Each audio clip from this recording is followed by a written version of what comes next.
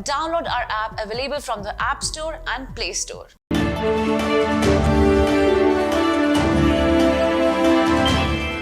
Hello and welcome to Medical Dialogues. I'm Roshni Dhar. Let's look at today's daily bulletin. Google on Monday announced an artificial intelligence and machine learning model that can identify and highlight medicines within difficult-to-read handwritten prescriptions. This will act as an assistive technology for digesting handwritten medical documents by augmenting the humans in the loop, such as pharmacists. However, no decision will be made solely based on the output provided by this technology. The AI tool will be created in Google Lens that can decode badly written medical notes. The company showcased the feature during its AI for India event. Much work still remains to be done before the system is ready for the real world, it added. Fortis Hospital, Kolkata successfully conducted India's first laparoscopic reconstruction of the kidney tube and urinary bladder on a patient with advanced tuberculosis of the urinary tract. Dr. R.K. Gopalakrishna, laparoscopic neurosurgeon, Fortis, Kolkata, along with his team performed an extremely critical and challenging surgery on a 48-year-old patient. Aiming to ensure transparency in placement of PG doctors, the state government of Odisha is arranging an online counselling on the basis of their NEET score. This new policy introduced by the Odisha government will help to determine the postings of the PG doctors and fulfill their bond conditions, issuing a notification in this regard on 16th of December. The Health and Family Welfare Department of Odisha mentioned that 2 merit lists will be prepared for the PG doctors, one for the direct candidates and the other one for the in-service doctors. Through a recent notice, the National Pharmaceutical Pricing Authority, Ministry of Chemicals and Fertilizers, Government of India has fixed retail prices of 10 formulations including antibiotics, antifungals, anti-diabetics and others.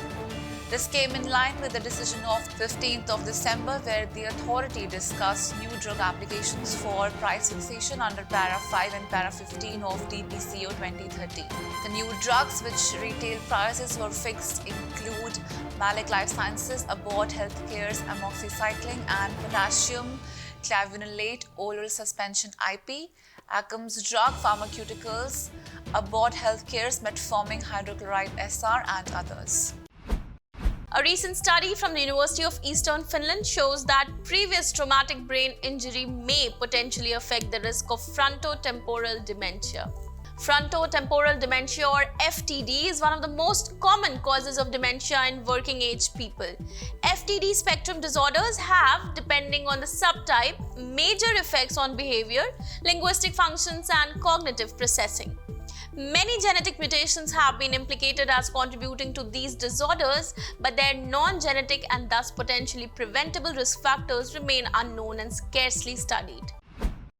Researchers have designed and synthesized analogues of a new antibiotic that is effective against multiple drug-resistant bacteria, opening a new front in the fight against these infections.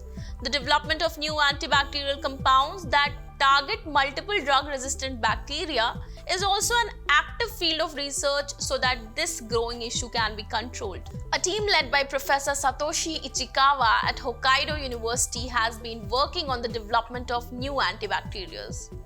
Their most recent research, published in the journal Nature Communications, details the development of a highly effective antibacterial compound that is effective against the most common multi-drug resistant bacteria. Long-term consumption of Allura red food dye can be a potential trigger of IBD or inflammatory bowel diseases, Crohn's diseases, and ulcerative colitis, says McMaster University's Waliul Khan. Researchers using experimental animal models of IBD found that continual exposure to Allura red AC harms gut health and promotes inflammation. The dye directly disrupts gut barrier function and increases the production of serotonin, which is a hormone or neurotransmitter found in the gut, which subsequently alters gut microbiota composition, leading to increased susceptibility to colitis. Probiotic bacteria, usually found in fermented foods such as yogurt, sourdough bread, and miso soup, might help dispel the embarrassment of persistent bad breath or halitosis, finds a pooled data analysis of the available evidence published in the open access journal BMJ Open.